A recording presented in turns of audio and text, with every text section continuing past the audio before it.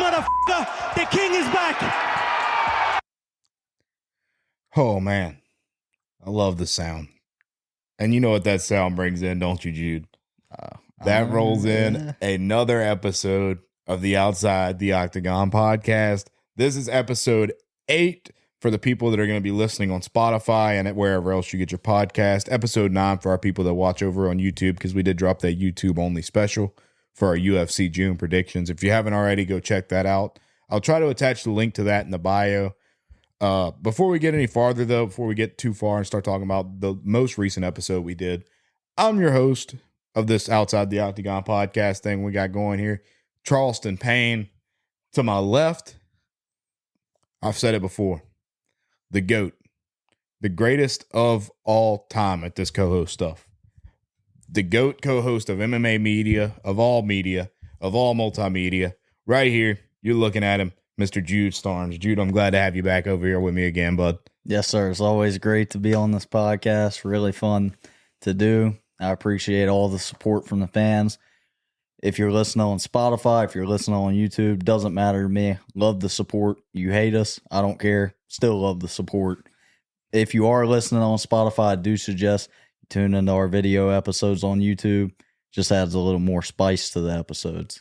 Right. Yeah, I totally agree. And speaking of spice, that brings me to the next thing I'm very excited to talk to you guys about. In our most recent episode that we were able to do, we were able to have an incredible guest with us, Miss Miranda Maverick. She's number 16th ranked women's flyweight fighter in the world. Incredible fighter, incredible person, incredible guest, incredible stories. We had some great questions lined up for her. I think the episode went very well. If you guys would be so kind to just go back to that last episode, check it out, leave a thumbs up, of course. I think it was an incredible episode. Jude, what'd you think about the episode? I thought it was absolutely great. She was really cool to talk to. I suggest you go watch it. Just an awesome person in general. Made some connections during that episode that we're going to bring up here shortly. But Miranda Maverick, she may not be your favorite fighter. You may not know the name right now, but you will very soon, because I believe she's going to hold that belt in the future of women's fighting. I can absolutely see it. I mean, I see it right now, bro. I mean, it's going to be awesome. But before we get any farther, we have our first sponsorship to share with you guys. If you're watching on YouTube, I'll show you what we have right here. We have the Spicy Dill Prowler Pickles right there. You're looking at it. I mean, tell me that jar doesn't just look incredible. The pickles, you know, I'll give you a little view of them. You know, they look great, taste great, very incredible. They're awesome. Quite spicy. I'll tell you that. The Spicy Dill is quite spicy. And if you're not a very big spice person, there are 11 other flavors to choose from. So, like, how could it get any better? You know, you get pretty much unlimited flavors. There's shirts to go choose from. You got all the pickles. Got pickled juice, you know, for, like, cramps and stuff like that. Yeah, if you're an athlete. Great thing. Very great thing. You can go order a jar of pickled juice of whichever flavor you like. And when you go order, I'll tell you what we did for you guys. We got a discount code. It's all caps, OTO10. Again, all capital letters, OTO10, for 10% off of your first order from Prowler Pickle Company. Thank you so much, Miranda, for allowing us to have this opportunity. You know, I mean, I'm super excited to see what it could do for both brands. I'm excited to see it build, excited to see it grow, and excited to get some more of these pickles. You know, probably by 2 weeks from now, I'd say, Jude and I will have the complete sample pack in, and we're going to be trying every flavor and just do a special YouTube video of us just trying every flavor from our new sponsor. I mean, what do you have to say about it? Isn't this just like incredible that we have this opportunity? It's awesome. I'm grateful for the opportunity. I'm grateful for the sponsorship. And we're not lying to you guys. It's not just for the sponsorship. I'm not a big pickle person myself. The spicy ones got some kick to it, but they are very good pickles. I think that they may be the best on the market. Matter of fact, I know that they're the best on the market. And like he said, use code OTO10 to get that 10% and discount. The website to go to, we'll put it right over Max Holloway, and we'll leave it up for a little while with our discount code. The website is www.prowlerpickles.com. Again, www.prowlerpickles.com. Great pickles, great selection of different things to choose from. Go check them out. All caps OTO10 will be our discount code. Use that at checkout. Get your 10% off. Get your pickles, and let us know what you think about them in the comments in a future video. But with that being said, I think we got some good things to talk about today for today's episode. You know, we kind of recapped a little bit about what we talked about in the last few to open this one up. I think this one has some potential to be an incredible episode. I think every single episode we do has potential to be an incredible episode. Speaking of the Miranda episode, if you don't know fighting, if you don't know the technicalities, and you don't necessarily know everything, when we interview these fighters, it's not just to talk fighting. We like to talk about how they get into fighting and what they did growing up and what brought them to the sport. And here's some amazing stories from them. So I suggest you tune in. Right. Absolutely. I mean, it was a great episode.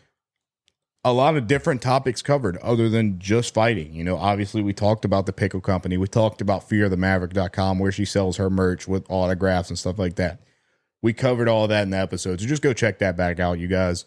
But before we get any farther, today we're going to be recapping UFC 302.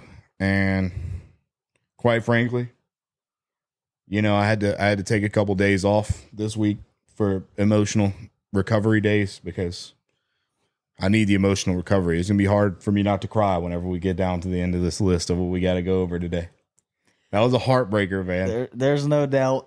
I'm not actually going to cry, but it was a heartbreaker. And I'm not going to lie, 302, not just because of what we're going to talk about, but it was kind of disappointing. A lot of decisions in it, a lot of splits, and a lot of unanimouses, and nobody loves the decision except Bahal Muhammad. And so, you know, it was a little disappointing. It was a little let down, but when you have so many cards stacked, that's going to happen. Yeah, and I don't even think it's the fact that the card for 302 wasn't stacked, because in my opinion, the fighters within that card were great. But when you look at the entirety of the card, and I'm scrolling through right now just to double check and make sure I'm right about this, which I already know I am, there wasn't a single knockout. No TKO, no KO. I mean, there's going to be some missions that we're going to talk about that were pretty neat, pretty cool to see as we get farther on into the episode here. But no knockouts is crazy. For the entirety of a UFC card, nobody gets chinned. Yeah, I mean, damn. Like I said, it just could have. Everybody loves a knockout. If we could have just got one, it would have made the card that much better. Yeah, I mean, it would have put the card on a whole another level. But we're going to start with some of the prelims. We're going to cover a couple of those, move on into the main card. We're going to cover that, recap some of those fights. And if there's a little time at the end, we might just, you know, talk a little bit more about some future fights, kind of like we did in the last episode of our June predictions, I would say. So the first fight I wanted to talk about, and we'll just kind of move in order from this point. I got Jailton Almeida versus Alexander Romanov. I had Almeida to win. I believe you as well did. One thing that impressed me about that fight is watching multiple Jailton Almeida fights previous to that one. I've noticed something about him. Before this fight, he was kind of like Leon Edwards as the champ. He was allergic.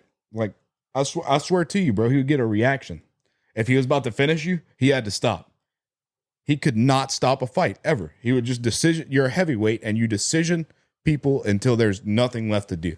And then he comes in, and he gets the first round sub against Alexander Romanov. I mean, I think it was a great performance by Jailton. You know, I think he moved around the octagon really well, grappled really well, wrestled really well, set himself up really well, and got that submission, which was pretty awesome to see because not a lot of people were really expecting that. Yeah, and the fight didn't last very long at all. So that was a really fun fight to watch. I'm cool with watching people on the ground and get submissions and stuff. There was only like, I think 7 punches and kicks thrown in the whole fight. It only went 2 minutes, 27 seconds. But it was a beautiful rear naked choke.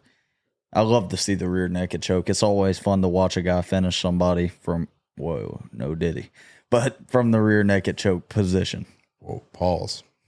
I wish I had the soundboard set up right. I'd have been able to put the record scratch in there. Let me go ahead and set it up because I'm sure we'll have another moment at some point. You know, it's quite typical of us. That's still not it. Yeah. All right, whatever, dude. If that's not it, it'll be all right. Whatever, dude. I'm leaving that in there just because raw and cut. I mean, like Diddy. Dude, the deal shout out was crazy. That was uncut and unplanned. Dude, that was nice whenever you said we got something spicy, and I was like, you damn right we do. I didn't even realize. That was tough. Like, I knew you weren't going for the setup, but it worked out perfect. Yeah, it worked out, man. I mean, Jailton Almeida got that set up and got the sub, but that'll lead us right into the next fight. Cesar Almeida versus Roman Kopylov. Cesar Almeida got absolutely fraud checked, in my opinion. I mean, he was 5-0 going into this fight. Nobody thought Roman Kopylov was going to win other than me, and I think did you have Kopylov? Roman. I think Roman. So. So, I mean, Jude and I were damn near the only people in MMA media that I had seen that actually had Roman Kopylov winning that fight. I had him through and through. I knew from watching Rebellis a couple weeks ago, fraud checks are kind of real, especially when you fight a guy like Roman Kopylov, who's got one of the most, I think he's top 5 for most knockouts in middleweight history, if I'm not mistaken. And that's what I was going to say. It's hard to pick against a guy. In 2023, he had 3 straight knockouts in the second round. He's not like a one-punch guy, but he just wears at the chin, and usually by the second round, you just can't take his punches anymore. Right. I mean, he knocked him down. I mean, they only credited him with 1 knockdown of Cesar Almeida. I thought that there was 2 or 3 that could have been scored a knockdown because, I mean, he dropped them a couple of times, it looked like to me, but you never know what they count as knockdowns these days. I mean, hell, we'll talk about it later, but the judges suck in MMA. Yeah, the judges suck. They need to drug test all them SOBs, bro. Because they're not good. Or find a new job, find a new line of work. The next fight was a unanimous decision. Kind of almost a boring fight a little bit. Randy Brown versus Elizu Zaleski Dos Santos. Not really the way I wanted it to go. I had Randy Brown. It went that way, so I got the prediction right as far as my prediction card that Jude and I did, and I believe Jude did as well, but it just wasn't all that interesting. I don't think it's even worth spending time on that fight. Do you have anything you want to say about it? I mean, the only thing I have to say is overall significant strikes wise, Randy Brown 67 to Dos Santos 26. I mean, it was a pretty one-sided decision. The only thing you can really say is Dos Santos wouldn't go down. I mean, that's the only thing you can say. He was tough in that fight. Yeah, he was very tough. I mean, Nico Price, Alex Morono, the next fight. Don't even really have a whole lot to say about that one. I mean, I don't know if you got anything that you'd like to talk about. They threw a lot of shots, but none of them really looked like power punches. It didn't really look like anybody was really getting hurt in that one. I mean, like you said, there was not really too much on the. There's 5 takedowns from Nico Price. He clearly won the fight. He just landed more strikes plus the takedowns and control time. Really won in the fight. A lot of shots thrown, but nothing crazy. Kind of a boring fight, like you said. Right. Yeah. So that'll bring us. Now we're getting into some firefights. Yeah. We got 3 fights left, and if it weren't for these 3, we wouldn't have an episode. There would be. First of all, there would be no episode. Second of all, there would probably be no me because I paid for that pay-per-view. I would be pissed, dude. I would be like a few towns over by this point. Yeah, I mean, I'd have to go hide away or something, bro. But the next fight we're going to talk about maybe could have won fight of the night had it not been for the final fight. It definitely made it all worth it for sure. Yeah, Kevin Holland versus Oljasek. Great fight. Kevin Holland just gets knocked down, first of all, and then finds a way to get that arm by itself and just gets the arm bar. And I can tell you this much about Kevin Holland. I've watched a lot of Kevin Holland fights, and Jude knows this. Jude, say what I'm about to say. He's the type of guy, he can go beat anybody any given night, but he can also walk out and on the stool. He can just leave the ring, never come back. I mean, that's the type of fighter he is. You never know what you're going to get out of him. There it is. That's exactly what I was looking for. You never know what you're going to get out of Kevin Holland was exactly what I was going to say. Thank you for clearing the air. I'm glad we were telepathically speaking there, because obviously we got the camera on us and they could tell that we're not BSing or anything now, so which is another perk of having the camera. Yeah. But great fight. Kevin Holland showed up, showed out, got the arm bar, pretty freaking cool. That's not really something you usually see out of Kevin Holland, going for a submission. And he gets the submission, gets it done that way. I thought it was awesome, goes over to jumps the octagon, shakes Trump's hand. Thought that was pretty cool, not really getting into how we stand politically or anything, but the current president don't go to UFC fights. And personally, I don't give a damn if I like the president or not. If I got the chance to shake his hand, I'm going to do it. Yeah, no, I think it is a huge honor to shake a president's hand. definitely. No matter how you feel about him. Yeah, it doesn't matter what president it is. Any president ever, I'm gonna shake their hand. Right, 100%. And but they're going to be Mr. President the whole time I'm anywhere around them. But I don't know. I mean, I'm sure people are going to watch our podcast and give a bunch of thumbs down because I said the word Trump, and everybody's scared of the big orange man. But it is what it is. You'll either get over it or cry yourself to sleep. One of the two. It'll be all right, though. But going back to the Kevin Holland fight, getting back on page, what I think of the Kevin Holland fight is, and I'm not saying Kevin Holland's a champion, but that's the type of fight that you expect to see out of champions. I mean, he was getting pummeled at first. He gets hurt. He falls down, and he's fixing to get ground and pounded out. You think the fight's going to stop, and then he just finds a way to get the arm. Well, he gets into a triangle choke position, and he starts to protect the triangle choke, and he just set him up, got the arm. And it was just absolutely disgusting when he got that arm. He snapped that arm. He's on it. And Joe Rogan the whole time, he's like, he's going to break it. He's going to break it. No, it did break. Oh, it broke. It was gone. And Kevin Holland's asking Herb Dean, he's like, you got to stop it. You got to stop it. And he's just getting more and more under it, and you just watch it. Yeah, you're watching his elbow literally just go from here all the way around the front of his arm, into this. I mean, he definitely slightly broke it, but he was going to snap it into pieces if he kept going. If you watched that fight and thought it was an early stoppage, I don't know what to tell you, bro. You're not smart. First of all, Herb Dean is one of the best referees of all time. If you think that was an early stoppage, his arm was absolutely dislocated at the bare minimum, if it's not broken. But it's absolutely dislocated. I mean, the dude tried to use it to stand back up, and he literally it's a noodle. He gets up and he looks at Herb Dean and he's like, he throws his hands in there he can't even throw. No, he throws one hand. He throws his left hand. The other one's dangling. He's like, "What are you talking about? Why'd you stop it?" Listen, I appreciate the toughness out of him, but your arm's broke, dude. The fight's over. You was not gonna win that fight. There's no way he was fixing to just snap your arm in half. So, like I said, I appreciate the toughness, but that was absolute disgusting, and that was a great fight by Kevin Holland.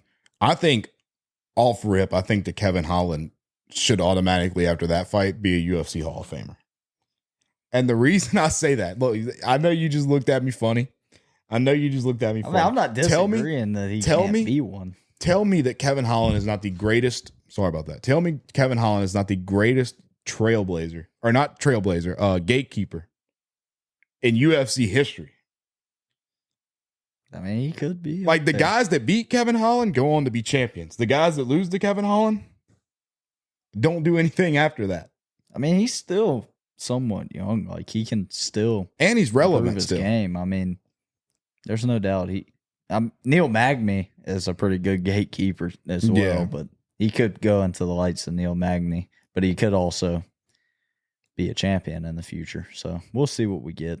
Yeah, never really know. Brings us to the next fight, though. Sean Strickland, Paulo Costa. I ended up being right with his prediction. Jude had his side, and Jude was absolutely correct. I mean, everything Jude said happened except for Paulo getting the knockout. And that's what Jude and I both knew, is if he was going to win, it had to be probably a third round finish. Now, the judges, you want to go to New Jersey after this? Because whatever in the hell they was smoking, I need to get my hands on it, bro. 49-46 Paulo for the split, to cause it to be a split decision, and one judge has it 49-46 Strickland and the other has it 50-45, and you get 4 rounds to Paulo. I would understand making it a split decision and going 47-48 Paulo. 3 rounds to 2. That makes a little bit of sense. But if somebody's giving the fight 50-45 to Strickland, there's no way that there should even be an argument anywhere that Paulo was 49-46 Strickland on Paulo's side. The guy that scored it 49-46. I think it's ignorant. I think every round was pretty close, but I honestly, and I'm a Paulo Costa fan. I love Sean Strickland too, but I love both these guys. He hasn't been the same. Paulo Costa hasn't been the same since the Izzy fight. He just lost so much confidence, and you see it in the way he fights. But he did target the body a lot, like I said.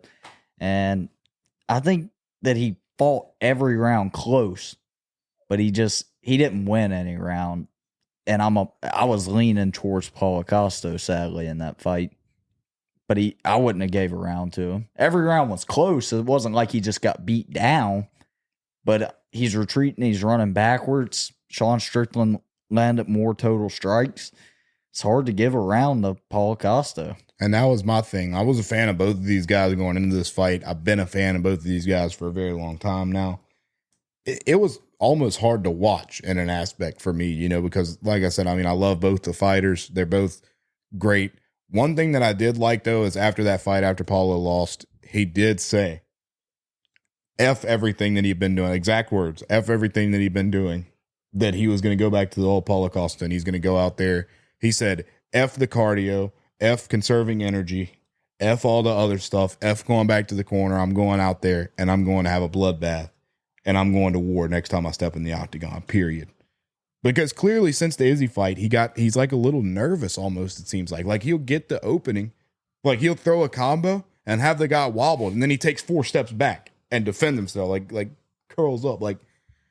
And I understand fighting a guy like Izzy, that can do that to a guy, bro. Like Izzy was a beast. Like, people talk about Israel Adesanya and hate on him and hate the person.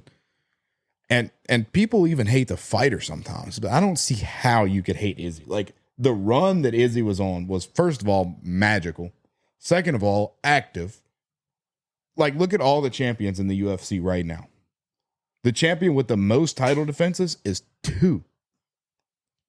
Other than John Jones. Well, technically, Islam now. So yeah, Islam has 3, but still, though, bro, like that's pretty pathetic. We haven't seen Leon Edwards fight since December. We haven't seen. Let's see, who's another one? Plus, Islam did defend twice against a non-lightweight. He defended twice against Volk. So, do you even really count those? Yeah, that's my thing about Islam. That's why I didn't even say his name.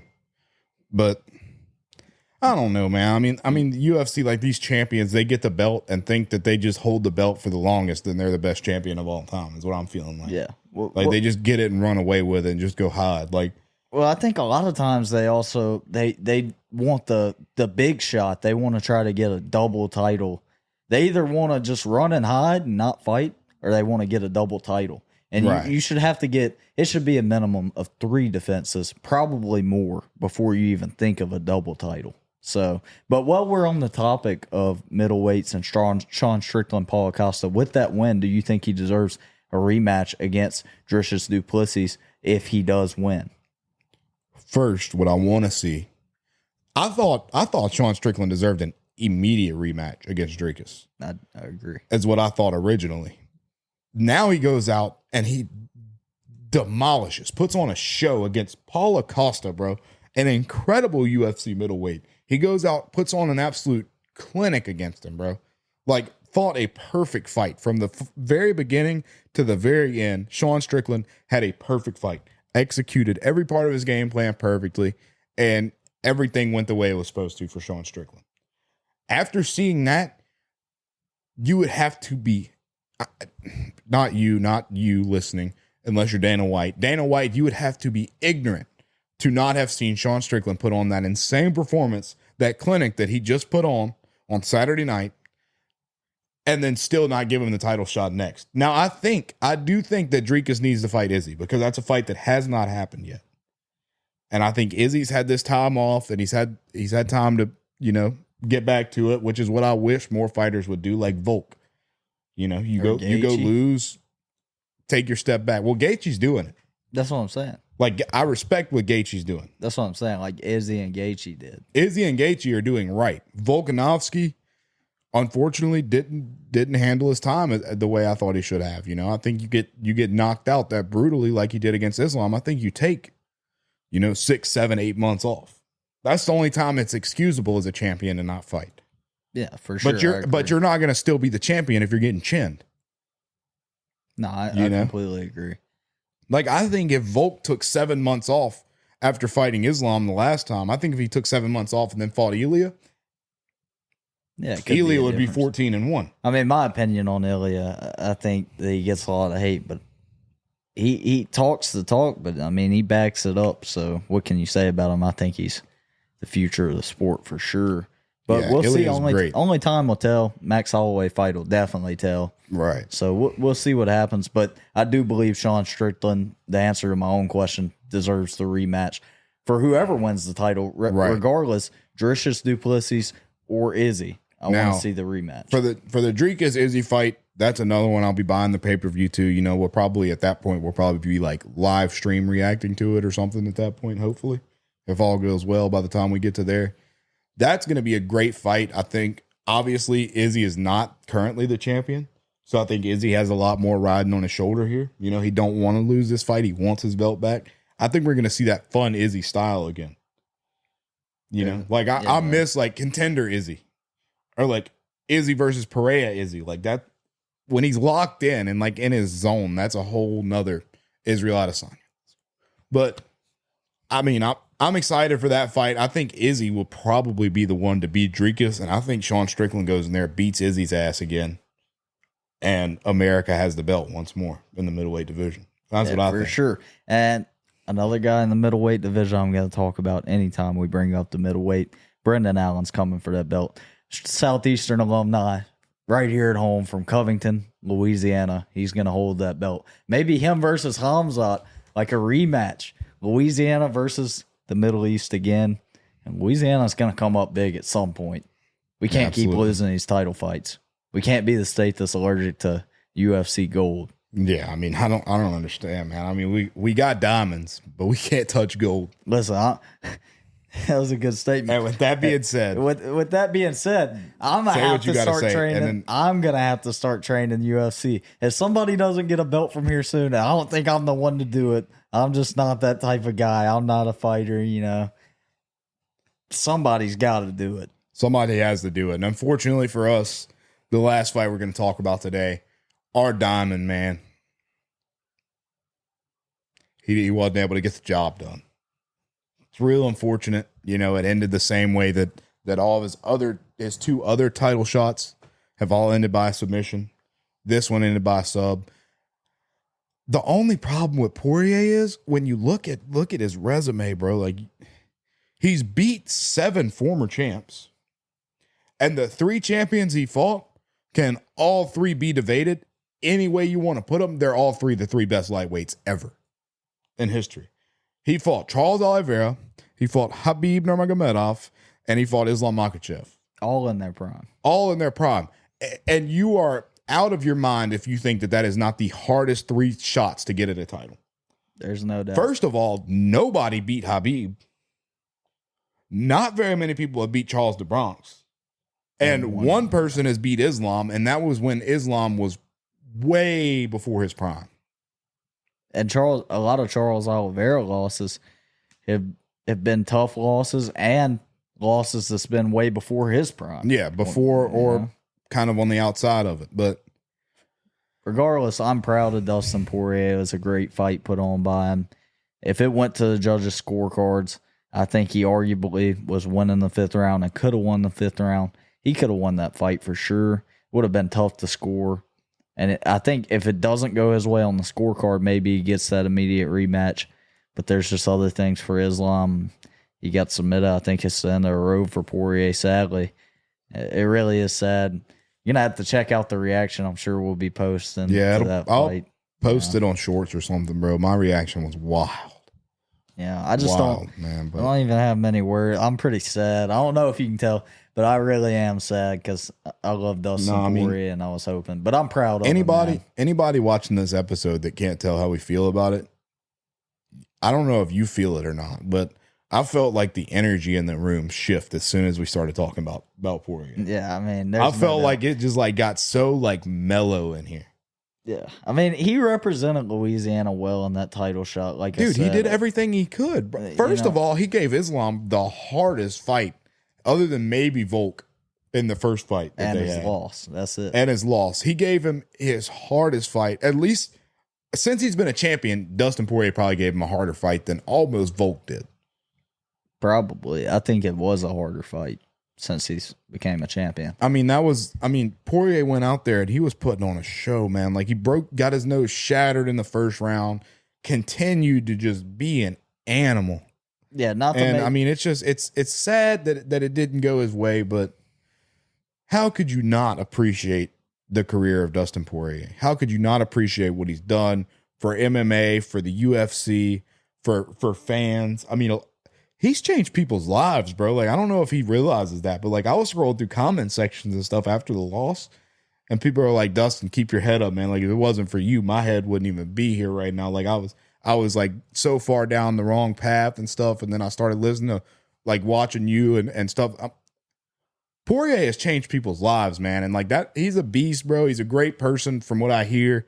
Unfortunately, I haven't gotten the chance to meet him yet. Sure, that'll come at some point, you know, but one thing that I did see about Poirier and Alex Volkanovski, actually, this is kind of random, but Volk called out Poirier. I did see that. So like that was it. I mean, honestly, bro, if you're Poirier, bro, and if you're Volkanovski, like, why not? Like, both of you guys go in there, leave it all on the line one more time. Honestly, bro, just like low key, just do enough to where y'all get a draw and then retire. So that way neither record gets a blemish from it. Like, just go in there, like 10-9, 10-9, and then get 10-8'd, and then bang, it's a draw, and both guys go home happy. And both guys can retire and ride off into the sunset. I think that's the happiest possible ending here is Volk Poirier fight, and let it end in a draw, please, Lord Jesus. I don't really want to see that fight. That fight doesn't interest me, and I don't think it interests Dustin Poirier. He said the gold's the only thing that interests him. He's been in 50 title fights. Maybe what I would like to see out of Dustin Poirier, which is not going to happen, just wishful thinking, but Max Holloway win the belt from Ilya. And then Dustin Poirier, Max Holloway at 145, part 3. I would like to see that. So, but we'll see what happens. But going back to the Islam fight, there was the headbutt that shattered his nose, I believe, in round 2, which really sucks. You know, you just wonder if a few things went different. Could he have got the belt? And I think it definitely could have. Not to make excuses or anything. Incredible fight from Islam, by the way.